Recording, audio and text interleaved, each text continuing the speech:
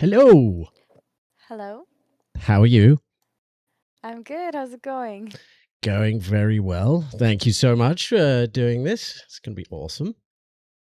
Yeah, I'm excited. Thanks for having me.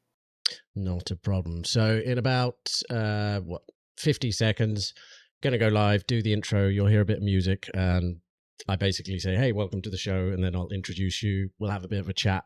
We'll count down the top 10, and once that's done, we'll then focus on the deeper part of your story, your journey, what you're coming up to. First part of it, kind of like, "Hey, have you been watching the World Cup?" That sort of thing. So, kind of like building up to it. Yeah. Okay. Okay. Yeah, that sounds cool. I'm excited. Awesome. Live in. Oh, why have I got two of these open? Oops.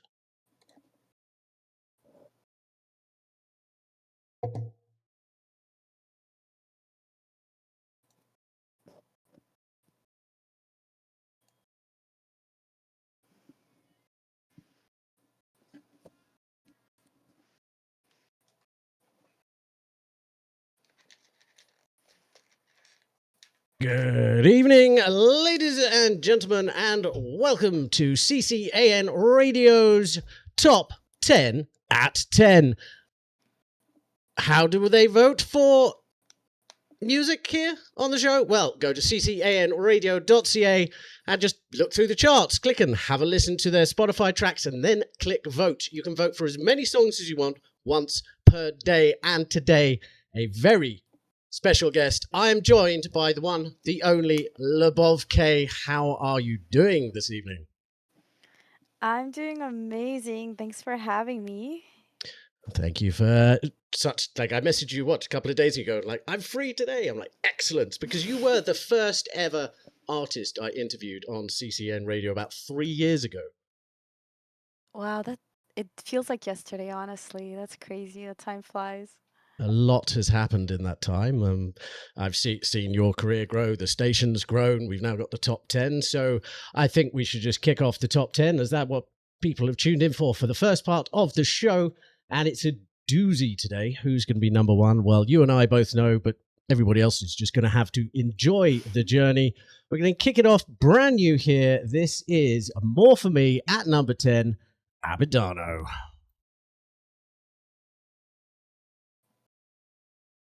Okay, cool. Perfect. So, how this kind of works is while the countdown is happening, I'm actually recording our conversation separately so we can have a full conversation, talk about whatever. You also get an understanding of how this kind of works. And then we leave like the big hitting questions to the on air portions. And then, yeah, I then just chop it all up. I'll then use this conversation to write the article for the magazine. Then I'll send that to you for review. And then we'll just find the photos that you want. If there are any particular photographers you think, oh, they should get a feature in the magazine with your article, then yeah, as long as they have the permission. And yeah, so when the magazine sells, a portion of the money made, you will get a chunk of that. Because the idea is independent artists struggle by comparison of top 40 and commercials. So I want everyone to benefit from this. Yeah, thanks for doing that. I'll spread the word. Excellent. And so we're gonna probably we'll do first two songs. I want to ask you this off air. So I noticed on your Instagram that you're the co-lead of the Toronto Musicians Hub. When did that happen, or have you always been? Uh, Actually, so yeah, that group existed before I joined, and Sina, who's the original owner of that group, he started the group as a networking um, event space for people in the industry, so people to come together and then find connections, mainly targeted towards musicians. And I actually came out to one of their networking events, and I guess I did a good job talking to a lot of people in the room because Sina ended up reaching out to me. He was like, "Hey, do you want to join us and actually put on some events together?" And I was like, "For sure, I'm really excited. Like, I love being in this space, meeting new people, organizing events." So it like all worked out. So since then we started doing events together. I think it's been at least a year now that I've been running events with them. So we've done showcases since I joined, open mics, networking, and yeah, it's been really great. That's awesome. Yeah, because I can't remember who I was talking to at some point because was trying to sort of like, oh well, I'm doing this, you guys are doing this. It'd be kind of like very beneficial. But obviously, like so much is going on, it was hard to sort of keep on top of all those things. But I'm like, well, if you're now the co-lead and you're doing this with me, it would be good to be like, hey, I'm happy with CCN Radio, like sponsoring these events, advertising, and doing all these things for essentially just kind of like the name on the poster type of thing. Yeah, I'll have to like double check with Sina. And I should mention Titor is also part of our team, so we're like three co-leads together. Oh, nice. Um, but yeah, we can work it out. Just let me know like what it's like, and then we'll do that. Yeah, I can send out like email package that just it kind of explains what we can do because I always believe collaboration before profit is where we will all definitely benefit. Yeah. Let's see.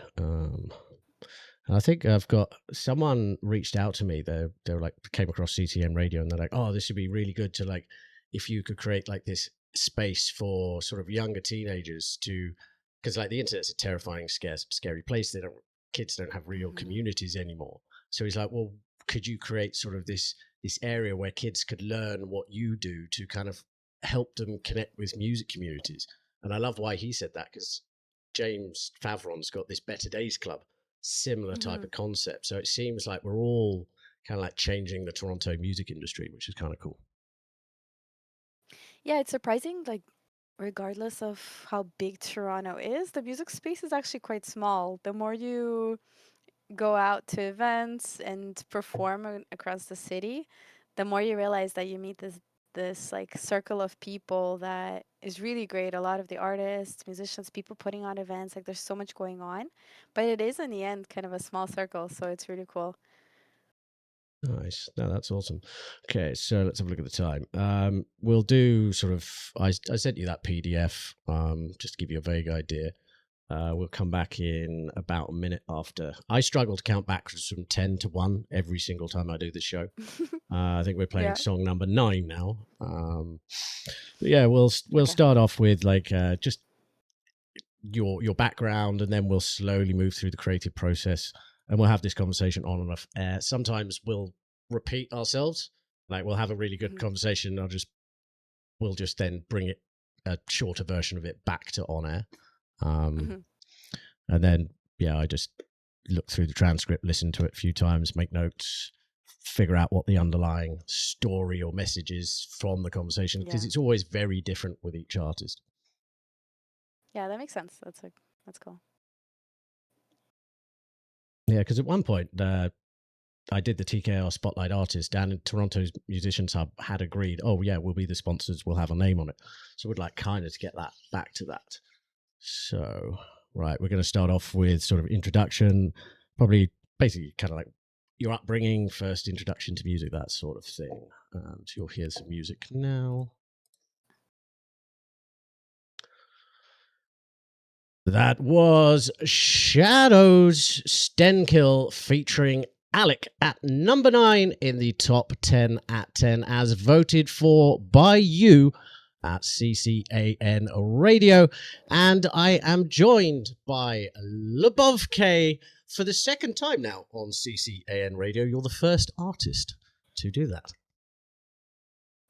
Yeah, thanks for having me on the show. I know we've interacted quite a few times, but it's really great. Yeah, and the fact that the way I introduced myself as this crazy person the first time you met, you handled that situation incredibly professionally. And so I'm going to start with where, like, sort of where did you get into music? Was your family like sort of saying, "Hey, this is the thing," or was it something you found on your own? Like, sort of, what are your influences there? Yeah, I definitely can't say that I grew up in like a crazy musical family with like both parents playing instruments or anything like that. Like my mom played piano. My dad, I eventually found out that he used to play guitar, but it wasn't like this really present part of our family. So I discovered it pretty much on my own, and I was drawn to it since a really young age. Like in school, I joined the choir. I loved performing on stage since I was a little kid. I was like writing poems, anything creative I really enjoyed. And then eventually, after coming to Canada, I was exposed to a lot of the different cultures, languages, and it started inspiring like listening to different music from all different genres, different languages. And that gave me this foundation for songwriting that eventually became a place where I could just, put all my thoughts, my stories. Like I would definitely say I'm a storyteller through my music. I try to write either about my life, my experiences, heartbreak, love, or discovering yourself in a new place because it's inspired by me coming to this whole new country and then um, finding myself in this totally new environment. So over time, I started posting music on YouTube, and that was like translating songs from different languages into English. Oh, That's how I wow. started out actually like growing in the online YouTube world. That's how people discovered me. And then when I got enough courage and wrote my own music, I started posting my own music. So my beginnings were, I guess, on YouTube and then later transitioned into performing in Toronto. And now I've been performing for quite some time and releasing my own music. So that's And pretty you'll much my journey. and we'll all be hearing your music slightly later on in the show after the top 10 at 10 because it is phenomenal. And I've seen you perform live a few times now. And the one thing I really do appreciate, other than the fact that one of your tracks, you have someone playing the saxophone, which is amazing. I think it was the Rivoli when they did the Hoozle app launch. There was Yeah. some guy playing the saxophone for one of your songs, and was like, "This is brilliant."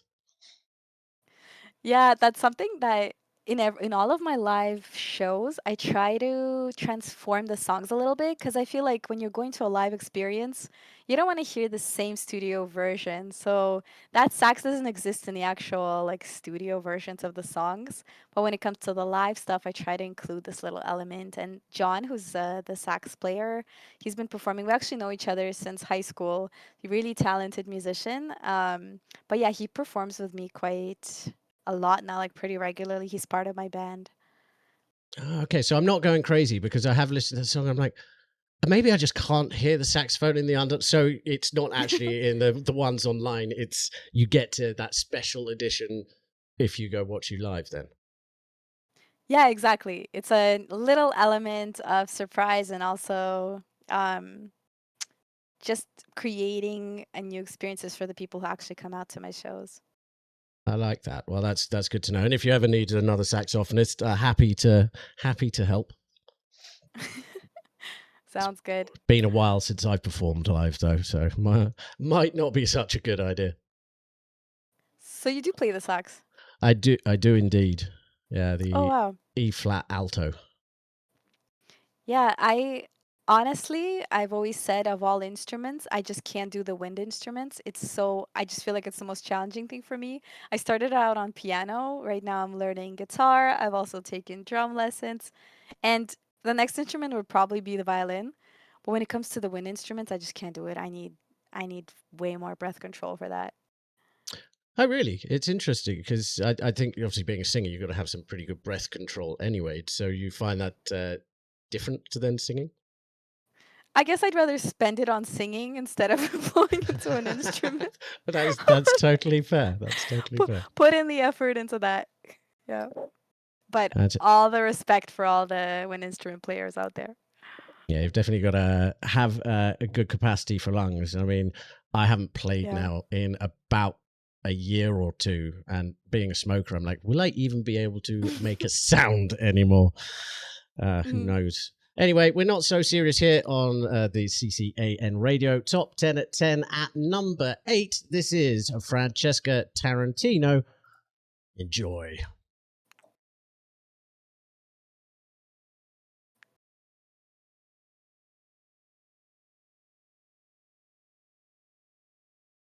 Right, I think I've hit all the right buttons. Good, excellent. That's always a challenge for me. Like sometimes I've done interviews in the past where it just sounds like I'm talking to myself like a crazy person because I've forgotten to turn on their microphone, which is never the Oh my best way. god. I don't know how you're doing it. It's probably really complicated on the tech side. It's I part of me thinks I overcomplicated it at one point. Really? Yeah, because I was trying to use a real soundboard and a virtual soundboard, and I'm like, Mm, this is too much. All I need now is just a touch screen for my virtual soundboard, and then I can just mhm, take this thing everywhere. Because I'd like to be able to like come out to shows that you and all the other people perform, and broadcast it sort of live. So plug mm, into the soundboard, go, hey, this is a live performance, tune in here, and then get sort of interviews in between the performances and mm. add sort of an element to CCN radio that others don't have. And it's always nice to have people like you, James, Shell, Kelsey, who deal with my, I don't know, best way to put it, sporadic nature, kind of see the vision of where I'm going and deal with um, me in the meantime. That's always useful. Yeah, Have you it's got, who are some of your musical influences growing up? um a lot of people would just answer that question with specific names, but to be honest, there's so many different genres and artists that I used to listen to. Like my playlists have always been a combination of the most random things, and a lot of the times people would hear the music in my headphones and be like, "Oh, you like that? You listen to that kind of music?" I'm like, "You wait till you hear the next song; it's a whole different thing."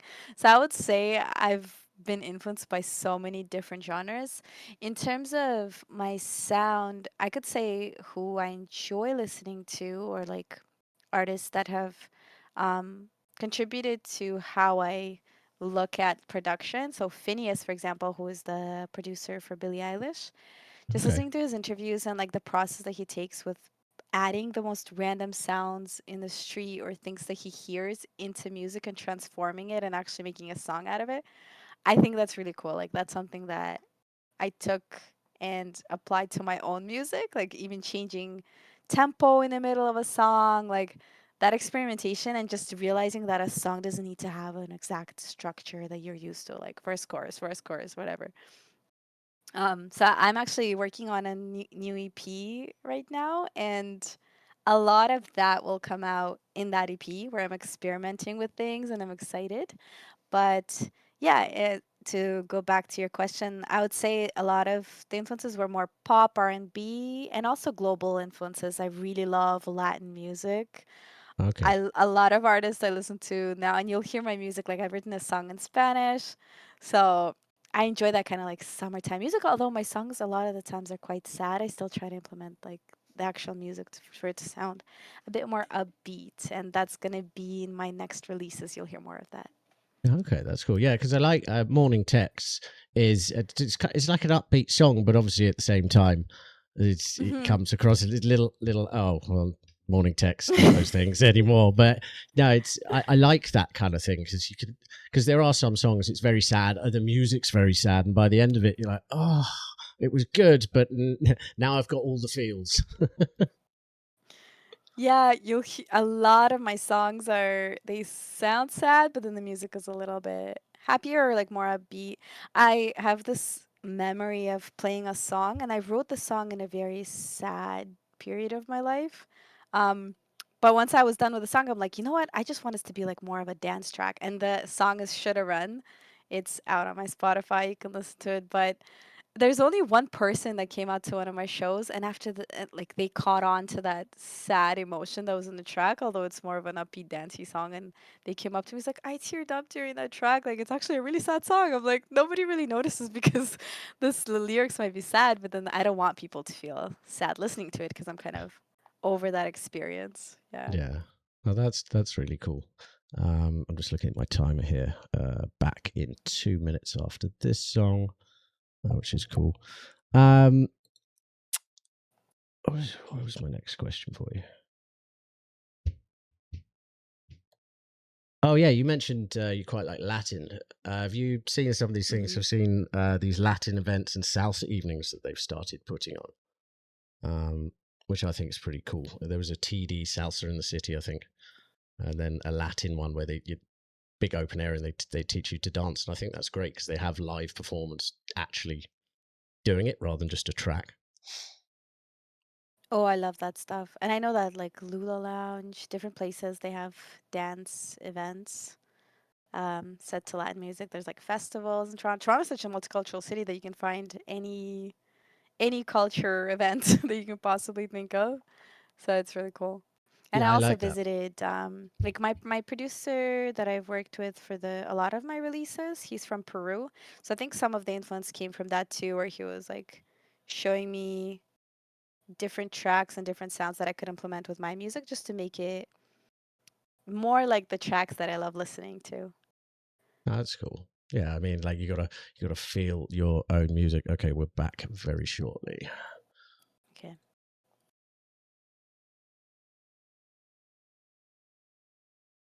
You're listening to the Daily Top 10 at 10. I'm your host, Gavin the Brit. That was The Fall by Alec at number, what, 10, 9, 8. At number 7, I'm joined by Lyubov Kay, a fantastic independent artist here in Toronto. And we were just kind of talking about influences and certain things like that. And one of the questions I do have for you is like, how do you typically start your songwriting process? Because I remember in school, it was very much like, oh, okay, if you've got this structure, you've got to write the melody and then add the words or vice versa. Where does your inspiration and stuff come from for that? I would say every song has been a little bit different, but majority of them do start from the piano. I started in music, like playing piano, and then later wrote. I loved writing poetry at the same time, and later those two things kind of came together. I had a poem in front of the piano, and I ended up like singing that poem, and that turned into a song. That was the first experience I had with like, oh, I can actually write songs. Like it was such a weird thought to myself that, you know, that's how my songwriting journey started. It was almost accidental. And now to this day, every time I sit down at the piano, I just start playing chords, and genuinely the words just come to me. Some people sit down and they have this like idea of what they want to write about. I generally don't go and deliberately like try to write a song about about a specific thing. I sit down with a feeling, and as I'm playing the chords, the words come to me, and I just write that. It's a might be a little bit of an odd process, but most of the time that's how my songs come to life. And sometimes it's me writing little like lyrics or a line that just comes to my head. I put that into my phone. If you look at my voice notes, that's probably the most crazy app on my phone because it has so many ideas of me just like walking on the street and I think of an idea and I sing it into the phone. So that's another way I like write music, but majority That's of it it. is behind the piano. That does seem like a sort of a common theme these days that a lot of artists, I think Shell Khan mentioned it like a few months ago when I was interviewing her. She calls it sort of mumble singing, where you kind of have this Hmm. idea and you just kind of record this thing and hope you remember when you go back and find it again that you remember what you were thinking about to begin with. But you say, but it's more just like you've got this feeling, you sit down and you kind of like just let it come out in its own right. Yeah, exactly. Like all of us have experiences and sometimes we just don't know how to put them into words. Sometimes we don't want to put them into words, but I think as an artist, we're such creative souls that that's our outlet, and for me it's a way to express myself. But I would say that not all my songs, like in my songs, not all of them are direct experiences of my life. Sometimes I want to hide some parts of it. So I would like write about my own experience, but then implement some things that are just like a story that someone can relate to. Because, yeah, I feel like that's more interesting. And sometimes it's just, you don't want to reveal everything about your life in your music too. Yeah, there's that. I was my next question was going to be how do you sort of balance your personal experiences with broader themes in your music? But I don't need to ask that. You answered it for me. How do you find collaborating with sort of producers to achieve your desired sound? Do you find it's very easy? Because you mentioned the producer you work with is from Peru. Yeah, it's I'm not restricted to just working with him. I've worked with a lot of different producers. I worked with Sammer. You might know him from Toronto. Sounds like he goes by Sounds like Sammer. Yeah. There's also Arts production. He does really cool things, and all of them have very different approaches to producing. They have very different processes, but I'm genuinely so easygoing with all of them. Like, I love seeing how people work. In one of the sessions, it's like they'll just give me one line with the like a melody, and I'll just start writing lyrics to that, and we just go off of that and keep adding things, putting in random sounds. In other ones, the producer might like I give them an idea with a piano, and they'll just create a whole track out of it if I give them a reference track. And sometimes it's just like playing around with sounds, and you get the surprise sound that just ends up in the final version of the song. So it's very different, but I'm so easygoing. I know a lot of people have different processes, but any producer I work with, I'm like, you know what, let's do it the way that you want to do it. I'm open. That's good. Like each supporting each other's strengths, right? Like that's why we have producers. That's why, and I think it kind of leads into the next conversation I want to have with you. And for those of you listening to CCAN Radio, well, you're just going to have to get a subscription to be able to hear the full conversation because we've still got a countdown to do. This is Duff Music at number 6. I Got Dirt.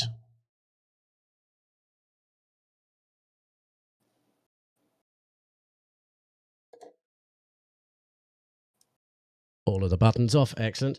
Nice. Well, I've completely forgotten where we were going with that. Also, I know it's a little late. You've like said my name a few times, but it's Lyubov Kay. Like the pronunciation of it Lu, is Lu, because they say it a little bit like say it again. Lyubov. Lyubov Lyubov. Kay. Oh, it's kind of like Yeah. almost an F sound at the end, not a Almost V. an F, yeah. I was like, every time you say that, I just remembered I should say what it is, Yes, and then I would please. Thank you forget. for Yeah, but correcting me. Thank no you. problem at all. Don't worry. You are not the first, and you're not the last artist who I've butchered their names on the show. Lila Wild, I was calling Lila. Calliope Wren, I was calling Calliope, which was so far off. It was terrible. So I'm going to make a note of that. No, you were pretty close. I've gotten like Lyubov, which is so that to me, I would have like called it out right away. But don't worry. We'll just blame my accent. Yeah, I'm saying it right. It's Yeah. just my accent. So when did you Pretty move to much, yeah. Canada? I moved to Canada when I was 9. I'm not gonna reveal my age now. But it's been a while. My dad was here for 3 years before we came, and then the rest of my family moved. I still don't have relatives here, but I do have my immediate family with my brothers, my sister, and my parents. And yeah, it's been an amazing experience, like being in this country because it has so many opportunities, especially for music. Which country did you move from again? I can't remember if I you moved told from me. Russia. Oh, you did. It was Russia. Yeah. You still Yeah, got I'm that from little bit the. of the accent, which is cool. Like there's Yeah, I do. It comes out. I think it comes out a little more when I'm more tired, but a lot of people don't guess Russian, which is a lot of fun, just making people guess where they think I'm from. yeah. There's like I was like somewhere Eastern Europe or further was like my best guess, but I'm just like I find it better just to ask someone if you don't know than guess and upset them. I don't get upset. I just find it really funny. Yeah, no, it's good. Like I remember, I don't know whether you had it growing up, but there used to be that phrase: "Sticks and stones may break my bones, but words will never hurt me." And I kind of subscribed to that, but weirdly enough, I don't know what happened to that. Yeah. I don't know. You kind of reminded me of something my mom said. I remember when I started out in music very early on and I started posting on YouTube. Once I got a lot more traction and a lot of people were visiting my page, there were a lot of comments coming in. And I remember my mom starting to kind of worry about this like exposure and saying like, what if somebody writes something that upsets you? And I just thought about it and I realized that nothing really has ever upset me. Like if somebody has an opinion or they don't like something. And honestly, I've been lucky enough where people haven't said anything horrible to me. It's always been like more positive. But yeah, it's just like you're reminding me of that and me realizing there's never going to be a time where every single person likes you. Like it's impossible. This world has too many personalities, too many people. So just be confident in who you are. Find the people you want in your circle, and that's it. That's all that matters. It's a great mentality to have. Yeah. I've got to ask, like, obviously, politically speaking, like, being from Russia, did you get like sort of any hate from people because they just assume that all Russians are exactly the same as their leader, which is not the case? Did you find any sort of like negativity coming your way, or did just kind of like people accept the fact that it doesn't really matter because you're not your politicians? Genuinely, I haven't had a bad negative experience. Even people who are on the other side of the political spectrum, like a lot of people just realize that it's not, the people that are behind it. I'm all for love, like no conflict, and people that know me really well or have listened to my previous interviews, like they know where I stand. Um, so yeah, I haven't really had any of those negative experiences. And I think anyone that does have negative experience, like also take it with a grain of salt. Like just realize everyone has their own story. Um, so I guess I don't judge them, but yeah, that's not how I move. Yeah, that's a good idea. I feel like the only real reason to judge somebody is the way they drive, and that's the only reason. But no, everything else is just subjective opinions, right? Yeah, exactly. Okay, we're coming back in about 30 seconds, and we're going to sort of go on to sort of the navigating challenges. As actually kind of I brought it up without realizing, but we're going to focus it around the creative side of things. Okay, music back Mm. on.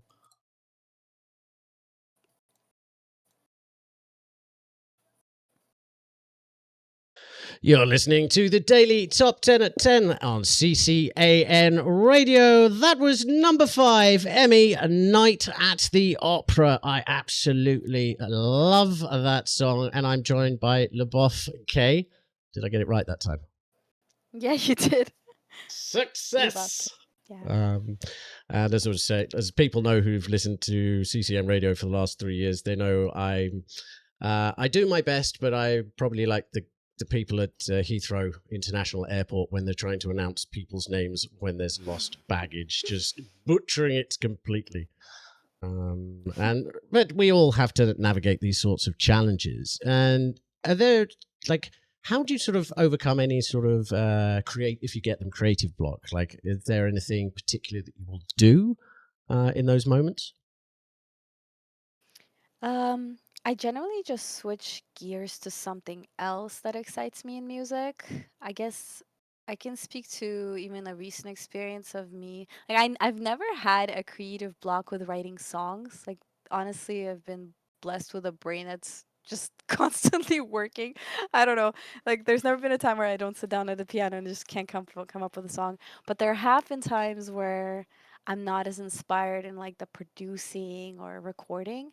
And when that happens, I just switch to like learning a different instrument. So recently I started learning guitar, picking up that and, learning another skill basically. Like in music, you have to be an marketing, a specialist, songwriter, like a business person. There's so many different things that you can learn. And yeah, I just switch gears and focus on something else.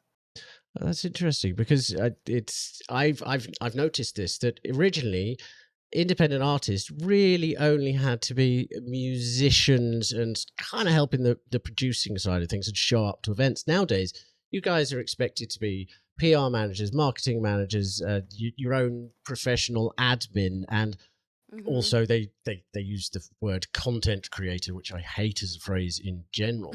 And do you find that that sort of stuff detracts from your music writing, or do you just kind of not care, do what you do, and then post what you have? Yeah, I would say I've changed in the sense that in the past it would have like I felt more pressure, that were even the content creation side of it, like feeling that pressure, I need to post every day or I need to do this or I need to do that. I've moved away from that a little bit and I do more of what makes me happy. Like, this is something that I enjoy doing. I love making music. And if posting a billion times a day is gonna take away from that and make me feel like I'm forced to do it, it's just not worth it for me. Like, you'll notice sometimes on social media, I go into this like period where I don't post as much. But during that time, I'm still creating. Like, I'm songwriting, I'm performing, I'm forming connections. And once I'm ready, like, I'll go and I'll post again. It just feels genuine. Like, I don't want to be in a position where I'm, being in not true to myself and just doing it for the sake of like numbers. Yeah, because I mean, and it's interesting because you bring up the thing that okay, yeah, I'm not posting sort of online, but you're out there creating, out there getting connections. It's the same conversation I had with Kelsey and James. It's very much I think the industry and independent artists have been kind of misled by these big companies, Spotify, DistroKid, saying, "Well, you've got to do all of these extra things now," and essentially they're getting you independent artists to do what they really should be doing, and which is why now CCM Radio exists because it. I've seen so many artists to begin with, like you, just kind of just post your music and hey, I'm playing at this event, and then now they're posting all of these unnecessary bits of, quite frankly, crap that has got nothing to do with their music, nothing to do with their story. And I find myself more likely to skip it unless you're just like posting your music. So I'm very glad that you haven't got caught up in the nonsense that is out there. And it's really hard not to, but I'm like, you're part of the Toronto Musicians Hub, a community that gets out there to connect you with real people. Yeah, and honestly, if I've ever posted about something else, it's something I'm genuinely interested in. Like, I love travel, I love gaming. That's something that I've spoken about before. I've posted some of my streaming. I also love food, so I've made like posts before of me trying different foods on YouTube. Yeah, like, it's always going to be something that is exciting to me versus like, oh no, there's this new trend. I need to post this dance on TikTok. I don't know. Like, so yeah, just as long, I think a lot of people do get caught up in those, like, what will get me in front of more people. And yeah, I don't really enjoy that as much. No, sorry, I'm a little blown away. Gamer. Have Yeah. never seen you post a gaming stream. So, what's your top game that you go to? I hope nobody judges me for this, but I really love Fortnite. That's been my like go-to game. I used to play Call of Duty. That was kind of my beginning in gaming. I love shooter games, but I also play, so my top two games right now are Fortnite and also Valorant. That's like a five-player game, a team versus another team. Sorry, what's the And then second I've one? also done Valorant. Okay, It's a PC game. And then there's like other games like Rocket League and Rocket League's good. scary games as well. Like, I was streaming horror games, so I might get back into that too. But that was fun. I will definitely have to subscribe to your gaming channel. You'll have to join me and the lads who do gaming on Friday nights, which will be actually after we have a chat. We usually play some first-person shooters. Arc Raiders is currently the number one game that we're playing, which seems to be more of a social experiment than a video game at this point. It's very Wait, you much playing it? What's it called? Arc Raiders. Arc Raiders. Never heard of it. I'm gonna check it out. Yeah, it's like it's player versus environment. So it's you ideally Mm. taking on this apocalyptic world of robots, but it's very much other players can attack you. You can team up with them, but over time, a lot of people have moved from these other games like Counter Strike, Call of Duty, come into the game and now complaining about the mechanics of the game. And I'm like, wait, what? It's like moving to a different country and complaining about that country. Yeah, I looked it up. It looks really cool. And yeah, I haven't been streaming in a while. My Twitch account is the same as my Instagram, like Lyubov Kay. But yeah, I'd love to get back into it. Well, I will definitely check that out when you do. But as far as I can tell, you're always out and about singing. So clearly, got some better days for you coming in the future. This is James Favron at number 4. I can count backwards.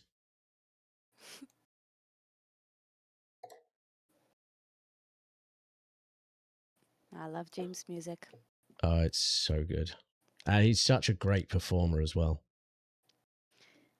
Yeah, we met a long time ago. He was one of the openers for my EP release party. I think that was one of our first interactions, and we've been friends since then. Oh, nice. Yeah, he's always on the go. And the Better Days song, really connect with the lyrics in that one. Yeah. Even though I'm not a father, I can totally see that. His comment, I think it's the comment about that the iPad's almost like a better father than him type of thing, getting in your own head. It's, Yeah, I think exactly. that's why I like independent music. Don't get me wrong, a little bit of top 40 here and there, I don't mind, but you can't really connect with them as well as, say, people like yourself, Shel Khan's music, James Favron's, where they're really, like you say, you tell stories, right? Yeah, I really appreciate you saying that. I think like when you look at those top 40 songs, a lot of the times there's so many writers on those tracks, and it makes me wonder, like, is this, when you're listening to it, and nothing wrong with that, it's just it's less of that person's story and more of like people either writing for them or influenced by other songwriters in the room. Um yeah, so that's something down the line I'd love to keep, like, even if I songwrite with someone else, just keeping true to the stories I want to tell and not get swamped with like, oh, but this song will do well on the top, whatever Yeah. playlist, and be guided by that. Like, there always has to be a piece of your own, of yourself in every song you make. And songwriting is such an important part of my music that I don't want to lose ever. Yeah, don't lose that creative control just for a slice of the Hmm. pie, as they say. Yeah. Because you brought up like the top 40 songs. I think it was Beyonce. I think it was the song that goes like, "Who runs the world? Girls, girls," and it's no more than about 20 different words throughout the entire song. It had something like 10 different writers, and I'm like, what? Someone wrote who, the other person wrote runs. It's like put a word into the hat. And together, no, nothing against Beyonce. She's very talented. But yeah, I've heard of that too. I'd really love to learn about that process, like what goes on in those rooms. Yeah, I think it's usually conversations about how to appease the shareholders and the stakeholders of these big record companies. And that's why I always worry, like independent artists, the ones who sort of break through and make it. And I can't say this about all of them or yourself particularly, but a lot of them end up losing a lot of their original sound that the record companies Hmm. grabbed them because they sign stuff not really knowing the full nitty gritty and the full details. They just see, oh, I'm getting a label. This is great. And yeah, that's great. But Yeah. a lot of them end up losing that creative control and direction but they're still expected to put in all that hard work that got them there with very little extra input from the record label. Yeah, and I think now the music industry is kind of shifting, with a lot of people taking that independent route. You see a lot of big artists walking away from their labels and taking control of their music. So that's really nice to see that, labels right now, there's the world of social media and being able to access people online is a lot more accessible than it was in the past.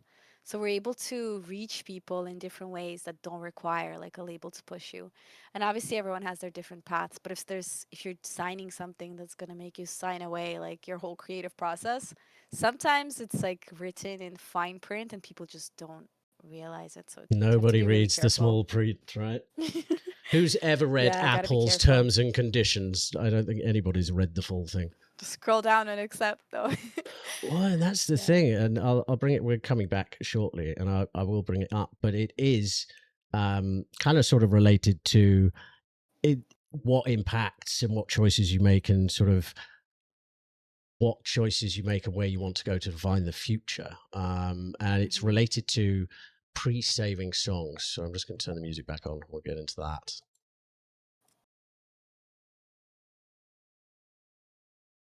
All the way from Manitoba at number 3, Good Girl Gone Bad Mum, Katie Saint Germain. I've got a very special guest with me for the top 10 at 10. Lyubov Kay is here with me, and we were sort of discussing multiple things behind the music. And one of them is sort of career sort of milestones and steps and getting labels and things like that. Um, what would you define for you, at least in the most recent months, would be one of those things that you look back on and say, hey, yeah, that really sent me in a certain direction? Say, for example, releasing a new song, or maybe because I've seen you out and performing and singing the Canadian national anthem at a lot of sporting events. Are there certain things Mhm. that you look back and go, that was the moment? Oh my God, it's hard. That's a very interesting question. It's hard to pinpoint one thing. I think it's a number of events since like last summer that have just been building up. I was lucky enough to perform a halftime show at the Canadian Premier League game. So other than singing the anthem for the Inter Toronto team at the York Lions Stadium, I've also since then did done the anthem for the Scarborough Shooting Stars, which was really cool. So it's a basketball team in Scarborough. And then just really doing my own shows. I think every single show has added a new element. Like recently, we did a show with a viola. Clara is a really talented musician that's played with me. Tiny moments from all of these events, and also at the same time working on my EP, which is for the first time in my life. I feel like my sound. I'm just so confident in the type of music I want to write, and all of those little moments through the past year have led me here. Like I'm so excited to work on this combination of around. I'm trying to figure out if it'll be an EP or if it's reaching more like being an album with a number of tracks that I have. I have to narrow them down, but yeah, I'm so excited to work on these songs, release them because they're definitely going to tell a story about me, who I am as an artist, and also the sound itself. It's just yeah, it's definitely I'm more confident in who I am. Well, that's exciting. We'll definitely have to do a launch party on CCN Radio for that EP/album. That would be I'd absolutely love that. amazing. Yeah. Well, hey, even maybe we'll bring the studio to the launch party, and we'll do a stream. People can buy online tickets too to support you. Yeah, let's do it. I love that. Excellent. And I got some exciting news for everybody. As obviously you know exactly the reason you're here on CCN Radio, but other people have been kind of hinted at by me over the last week as to something very, very cool that's coming, and I'm definitely glad you are a part of this. But obviously, that's all I can say to the listeners right this second. We were just talking about food, and I ask everybody this question. It divides the room. This is where you will find half your fan base and lose half of it at the same time. And the simple question is this: pineapple on pizza, yes or no? I'll say yes to that one. Well, I'll yeah, I'll be honest, I used to be on the other side, but someone introduced me to like really good pineapple chicken pizza and I haven't looked back. oh, you're going to have to introduce me to that pineapple chicken pizza because for me, it's all or nothing. At number two, this is Kelsey, Maine.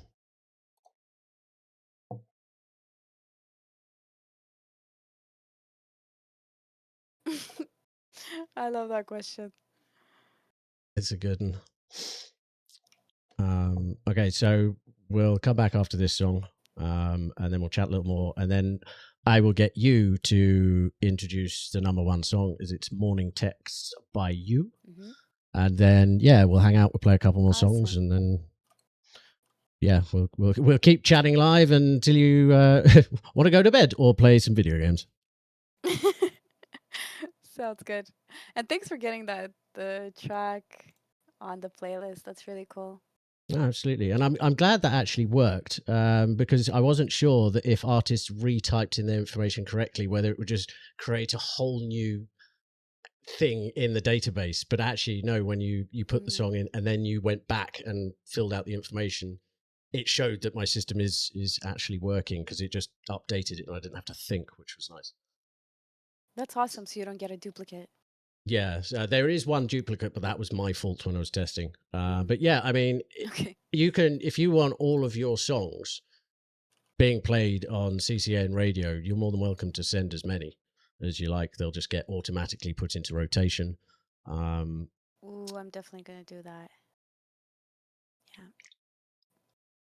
I, Excelente.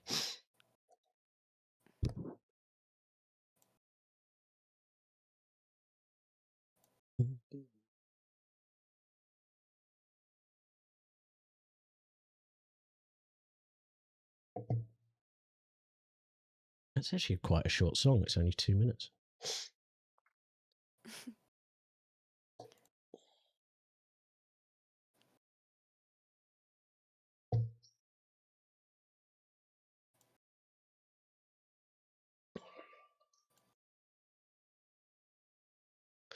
You're listening to the Daily Top 10 here on CCAN Radio. I'm your host, Gavin the Brit. At number 2, Kelsey Main, All or Nothing. And she's going for all right now. She's been performing at the Calgary Stampede. She just released an album, Out of the Blue. I mean, she didn't release the album Out of the Blue. The album's name is Out of the Blue. So if you haven't checked that out, you definitely should. So I've seen you perform at Drake Underground, Rivoli, one other place I can't remember the name of. But I know you're performing a couple of shows coming up, and you just were performing at the Taste of Lawrence. How did that go? Yeah, that was I was one of the finalists for the Rising Stars event, and it was so much fun that I've gone when I was a kid to Taste of Lawrence. Like the festival has been ongoing in Toronto for such a long time, so I've been there just numerous times to listen to the music and looking at the stages, and now it was like a full circle moment just being on one of the stages performing my songs. Yeah, I was trying to make it out to that, but really was not doing too well, and then my internet died, so didn't work out. But I've got you here, which is even better as far as I'm concerned. So you're performing in the next couple of days, I think. I've got the tickets for it, but if you would like to tell our Yeah. wonderful listeners how they can come see you and where. Sure, I'll name, I guess, the next few events that are happening. If you want to catch me live, I'll be at Cucini Hub tomorrow, actually. That's July 11th. Um, I don't know if I should say tomorrow. I'm not sure when this is coming out, but It's tomorrow, the 11th of July. okay, yeah. So tomorrow I'll be at Cucini Hub. That's July 11th. July 13th, I'll be doing a free entry event put on by Euphoria Entertainment, and that's at the Horseshoe. And then July 24th, if you want to watch a soccer game, I'll be singing the anthem at a Canadian Premier League for Inter Toronto at the York Lions Stadium. Oh, very cool. Excellent. Well, definitely I'll be there. The 13th Monday, right? I think. I've got to check Yeah, my calendar. 13th is a Okay, yeah. Monday. That I'll be doing. And what time is that again? Oof, you're asking a really good question. I think doors are at 7. That's safe to say, or 7:30, but I'll post a link again in my Instagram. Excellent, and I will definitely share that. So I just realised maybe a double conflicting schedule for me. So anybody listening, the Kindness Revolution show might be a little bit late. Really depends on when I get back, or maybe I'll just do the show live from the venue. Why not? Could be fun. So we've done the top 10 at 10 almost, but I think it's only fair for you to introduce the number 1 song of the daily top 10. Great. Yeah, this is my latest single for people who are getting over a relationship, and it's called Morning Texts. This is your number 1 of the daily top 10 at 10.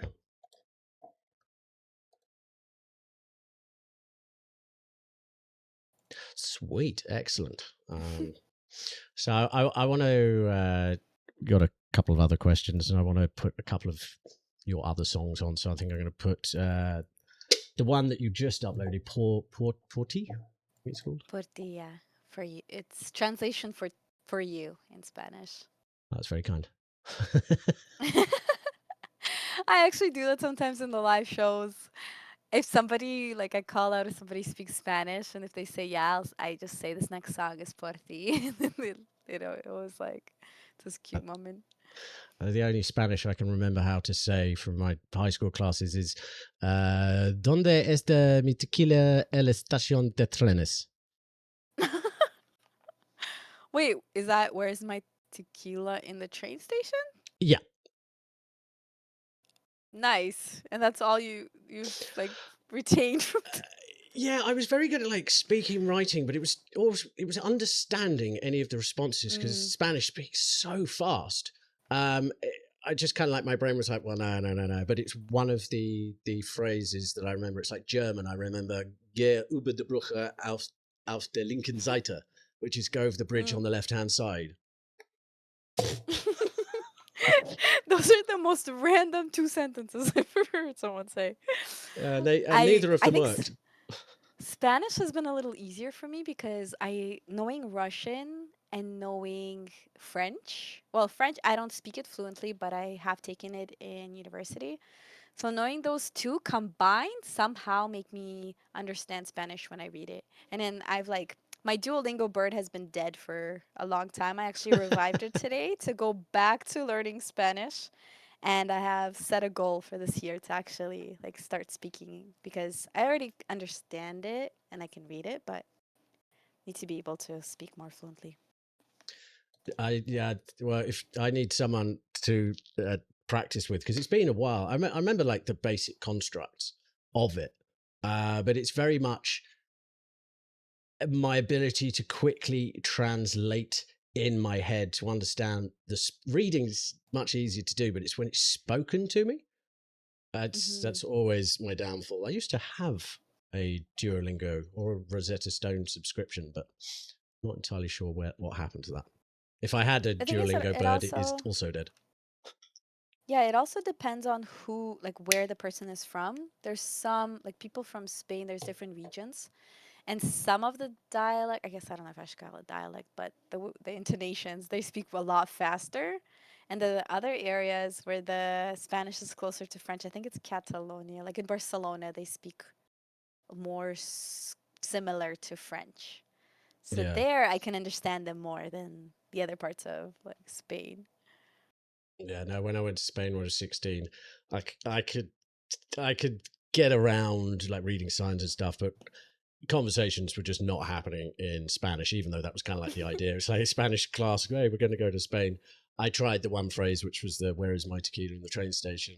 The guy just pointed in the other direction. I think it was more of the case of, I just want to get rid of this crazy English bloke. Yeah, I think like I tried to experiment with French and actually practice in Quebec, but the second they sense you're not actually a fluent speaker, they automatically switch to English and they're like, "No, we're not speaking French with you." And they And they technically, almost people from Quebec don't speak French anyway. I went up there for work for an engineering thing for a couple of days, and there was a guy from Paris there. We're sitting in a meeting, and someone started talking French. I looked at him to translate, and he just looked at me. He's like, "That's not real French. I've no idea what's going on." Yeah, they have a different pronunciation for words. Like I actually used to tutor French with like little kids and teach them over the summer. Oh, Quite a long cool. time ago, but yeah, a lot of the parents were like, "Do you teach French or Quebec French?" And I was like, "Well, a lot of my teachers like I didn't learn the Quebecois French." No, so I think Yeah. if I was to relearn language, it's definitely going to be Spanish. And it's interesting. I always wondered why, because like you go to Portugal and then other parts where it's Spanish speaking at the very least, it's very different from the Spain. But I actually found out the reason that the Spanish speak with the lisp of the eth is there was a king back in, I don't know, it's like the 18 or 1700s that spoke with a lisp, and they all decided rather than like talk normally to make him feel like, because they felt bad he had lisp, everybody changed, so they spoke how the king did. It was a Mm. weird way that the language evolved based on this one little thing. Hmm. Yeah, that's interesting. It's like languages are shaped by so many different factors. I actually have a different language that I understand. It's from southern part of Russia. It's called the English language. And that language is a dying language, so I guess I'm contributing to it dying. I wish I could speak. I understand it a little bit, but when it comes to speaking, if you don't practice, it just becomes this thing that like you can't pass on to anybody or you can't communicate with anyone else. But I want like there's so many languages that are just out there. But yeah, I I found definitely love to Russian. include Spanish. I found Russian very interesting to listen to, Hmm. and because I went to Russia, in like 2000, like 1999, 2000, went to like Moscow and St. Petersburg. It was an Oh, incredible place to visit. what time of the year did you go? Winter, Ooh, okay. I was gonna say every time people I say that they want to visit Russia, I always recommend going during winter time because it just like everything lights up. There's Christmas trees everywhere. It's beautiful. I know, and when people ask me, is it colder there than here? Honestly, we have terrible winters here too. It's just as cold there. So it's like don't be afraid of visiting Russia because of the cold. Yeah, it is very pretty. I grew up in Moscow and yeah, winters were always really, really pretty. And in general, the seasons, we always got the spring and we got the fall versus I think in Canada it's more of like a winter summer situation and you get like a week of the other two seasons. Yeah, I don't know why out here they just went, no, we're not doing those 2 seasons. We're just going to have winter and summer. Yeah, exactly. It was actually quite interesting, obviously with the recent political events, because I went when they first opened up McDonald's, because it was kind of like oh, almost 10 years after the fall of the USSR. Russia was trying to become more westernized, capitalist, democracy, and a lot of the Western chains like McDonald's moved in. And I remember going to that McDonald's, and it was the weirdest experience ever. Because I went in there, I'm like, oh, I'll get a Big Mac meal after a lot of struggling trying to point to the right thing because I had no idea what was going on. Um, and they're like, oh, what would you like to drink? And the options were like beer and wine with your Big Mac.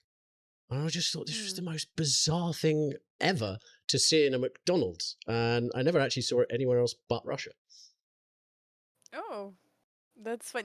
Something that McDonald's had when I was a kid. We would have this like, it's basically potato wedges, Hmm. and every time I visited Russia, we'd like go to McDonald's just to get those. Every country has something different. They had that menu at a certain point, even here, like McDonald's brought back menu items from different countries, so that was cool.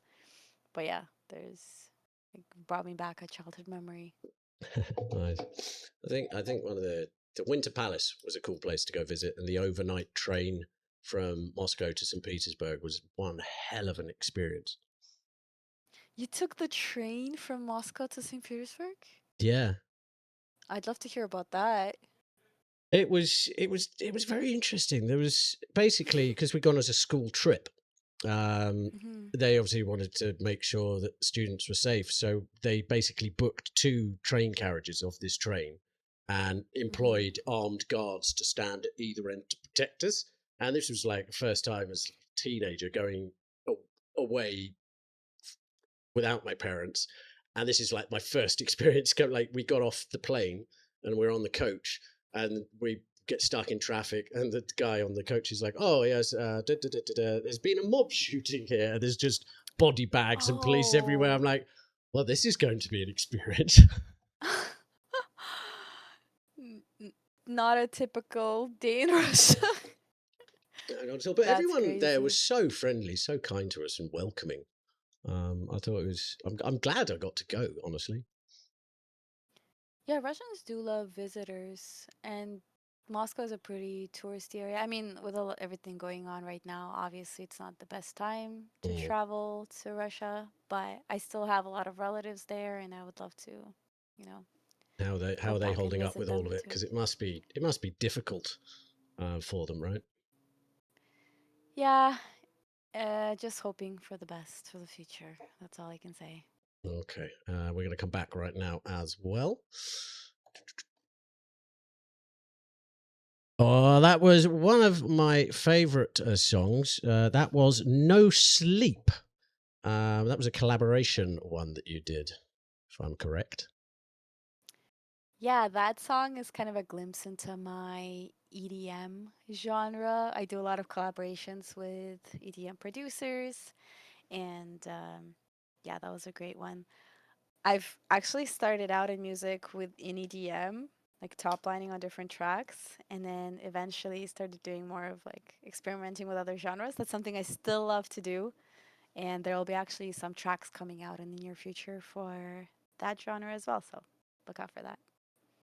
You're listening to CCAN Radio. That was the end of the top 10 at 10, and the last two tracks that you heard were by my very special guest, Lyubov Kay. We had Morning Text was number one, and then just after that, we had Port T, which we were talking about language. That's Spanish for you. for you? Because the English language is terrible to explain things. How, is it? Oh, my brain just collapsed. I think it's because it's getting too late on a Friday. But what would you say to England actually bringing the World Cup home this year? Do you think England actually have a chance tomorrow with Norway? With Mbappe, I think so. He's been playing really great this whole season. I do think they have a chance for sure. I wish I could catch a lot more of the games to give a better answer on that one, but I have a lot of like family and friends who are rooting for them. Excellent. Yeah, it's a little sad that obviously Canada, the US, and Mexico, the hosting countries, are now all out. I did find it quite funny to the whole President Trump getting the red card overturned and then America losing 4-1 anyway. I was like, well, that was kind of defeatist there. Yeah, yeah, agree. Excellent. Well, thank you so much for joining us today and having a chat and being part of the top 10 at 10. Obviously, the door is always open for you to come back and just come and hang out during the top 10 at 10 and chat. I think I'm going to finish with Shoulda Run because you mentioned that one to me at the beginning. So I feel like it's a good way to circle and close out. Yeah, you can catch that music video for that song on my YouTube channel, and then connect with me on Instagram. It's Lyubov Kay. I'm also on Spotify under that name as well. But thanks so much again for having me on the show. It's been a pleasure. That was the daily top 10 at 10 and a TKR Spotlight artist all wrapped into one. Lyubov Kay, that's spelled Lyubov space K. This is Shoulda Run. Have a great night.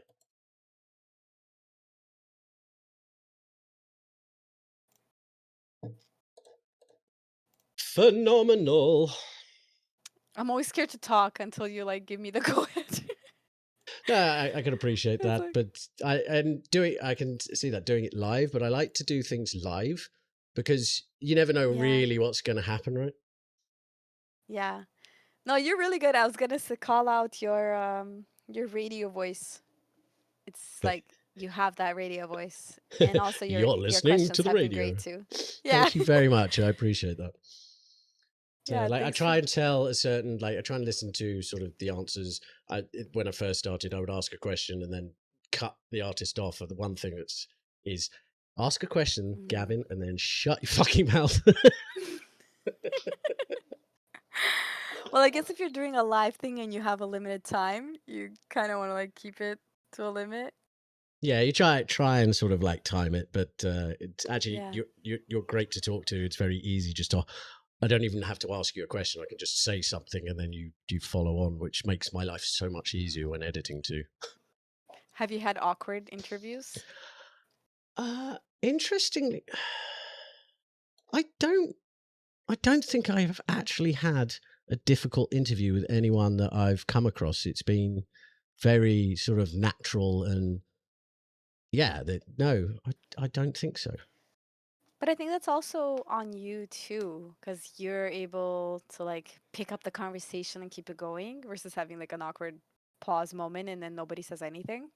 So yeah, Uh, that's like if you haven't had those experiences, that's probably on you for like actually doing a good job at your job. I appreciate that. Thank you. Yeah, because I've listened to some of artists in the like doing interviews, and the interviewer would just like ask a question, the person answers, and then there's like silence and awkwardness, and then they like try to scramble to find the next thing to talk about. Yeah, You mean one but of it's those dead been silences just then? well, it didn't feel awkward, at least for me. No, It's like that's good. No, yeah, that was intentional. But no, it's I'll have all of that's funny. this probably give me like a week to write the article Hmm. because basically the process that I do. Some people have been a little bit concerned. They're like, "Oh, are you using AI?" Yes, I use AI in my daily life, building things, refining things. But Hmm. the original creational stuff is done by hand, then just like refined, organized spell checks. So what I do is I'll upload this recording to YouTube. I'll then use the YouTube AI to basically like what's in this video. They give me all the timestamps, and then from there, I just listen to the transcript, make the notes, look at the questions, write it out, Hmm. give it to my AI just to kind of review, make sure that I'm not repeating it myself, and the story structure throws. Because the idea is the written magazine is it's kind of like I'm writing as a fly on the wall observer as opposed directly as a me and you conversation, but taking actual things that you said in Hmm. quotes and whatever. And it usually takes about a week. The only thing I'll really need from you is a total of 10 to 15 images of you performing, or whether it's backstage or whatever it may be, and just like checking with the photographers that they're okay with their they'll get a tag on the image and stuff, and a link to them themselves in the article. But obviously when you're doing a print thing, I want at least the photographers to realize this is more about promoting the artist, and there's not actually any money in it for the photographers. There's a bit of money in Hmm. it for you for your time if we sell any. And there's two Hmm. versions. There's going to be a big version which contains, I think, four artist interviews and a couple of other stories from the show. But you will all get an individual smaller one, which is basically just 8 pages with the story. And I'm going to be printing off a bunch of hard copies free of charge, giving some to you that you can either sell at the market price, which would be about $15. You can keep the money for Hmm. that. And then I'll be shipping a bunch off to my contacts in radio stations across Canada. And I'll be doing this because it helps my brand, helps get you exposed to places that you otherwise might not reach. That's awesome. Thanks for doing that. And yeah, Of course. once they're available, I'll definitely like share them. I could have them on my like merch table. I'm actually working out new merch. There was like a delay. I really wanted to have them for Monday, but I doubt I'll get them there on time for that day. So maybe for the show after that. But yeah, how like just send me a message in terms of like how many photos, and I'll create a folder and label everything and send it over to you. And Okay, also with the perfect. timing, I guess, when did you say you would like those photos by? Ideally, as soon as humanly possible, but obviously you've got to take into the Okay. fact that you have a life outside of what I want to do with things. So basically, I want to get this whole magazine stuff to the online printer by the end of the month, and I Mhm. think I'm going to launch it in September, ideally with you, James, and Kelsey performing a live show, which I do. Like, it will be a case of you guys show up, you'll get paid, you'll get the option to sell tickets and make extra money. Mhm. We're going to oversell tickets because I would rather have a lineup and refund people money at the door than undersell to the capacity, because a lot of the time you won't. People will buy a ticket just to support but never show up. Um, Mhm. So I've checked it all out. So it's more of the case. I think I've got the location. It's the Pilot downtown. It's like Oh, I know unless the I can pilot. get.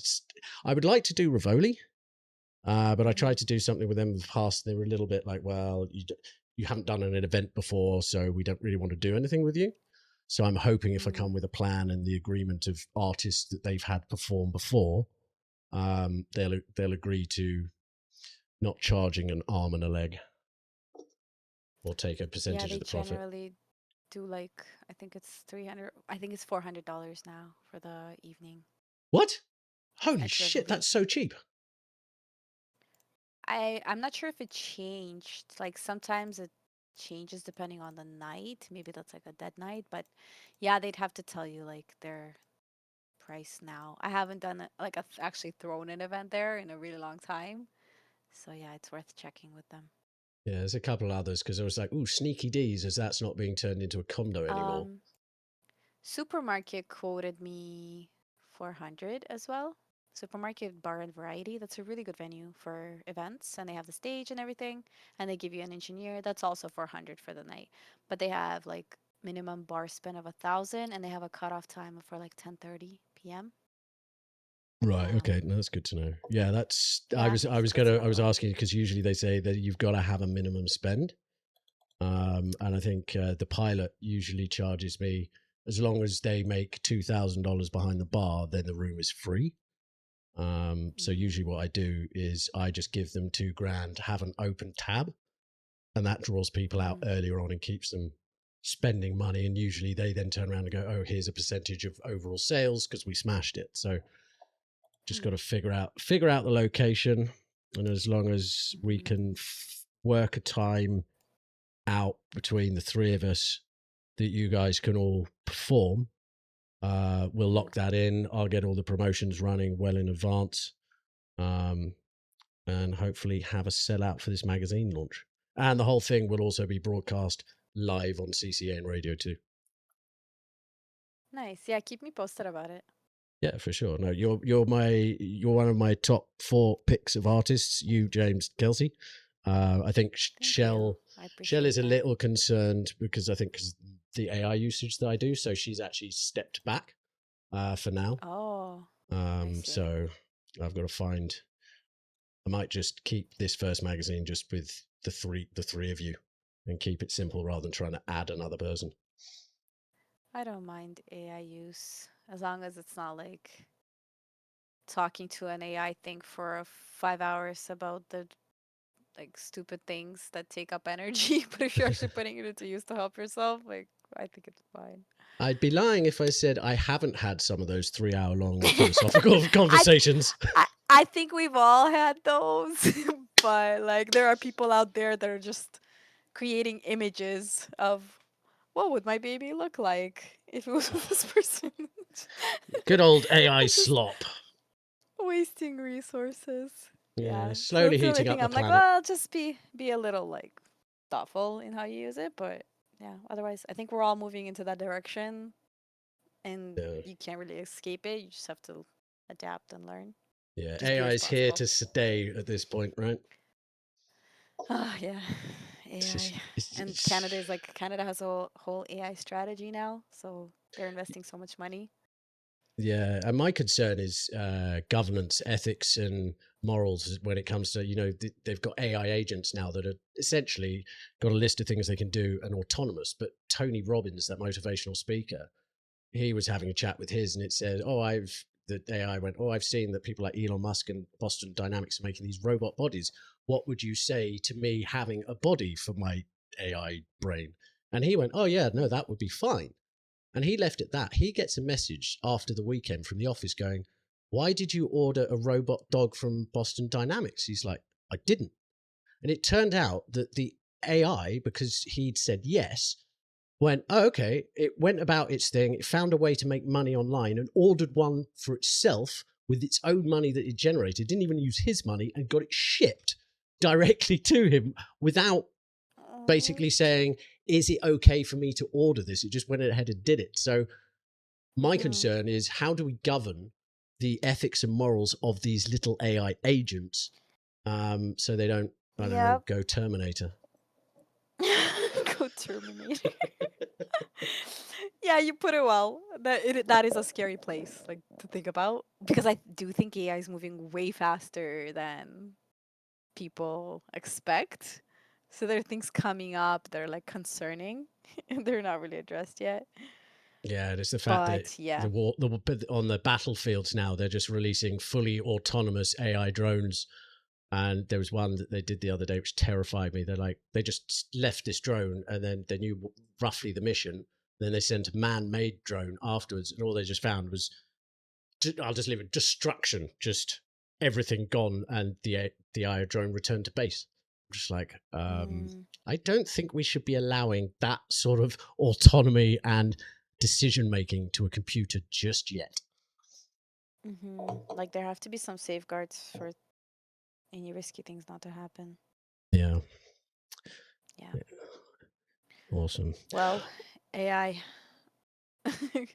Back to the magazine. I'm Yeah, fine. We're not flying drones, so it's no, okay. I that's why I'm trying to do the magazine. I like the idea of artists having CDs again, like getting people off their screen, read something, read a story, and something tangible, not just kind of half reading shit as we doom scroll. hmm So that was kind of why I thought, let's go old school again. Let's reinvent the good things. Yeah, it's cool to bring that back. Excellent. Well, thank you so much. Yeah, I'll keep in touch, and I'll send you a message in Discord of roughly type of images and things and where to send them to. Awesome. Thanks so much, too. I hope you have a good weekend ahead of you. And again, thanks for having me. We'll just keep in touch. You too. And yeah, if I don't speak to you before then, I will see you Monday. Sounds good. Bye. Bye. Bye.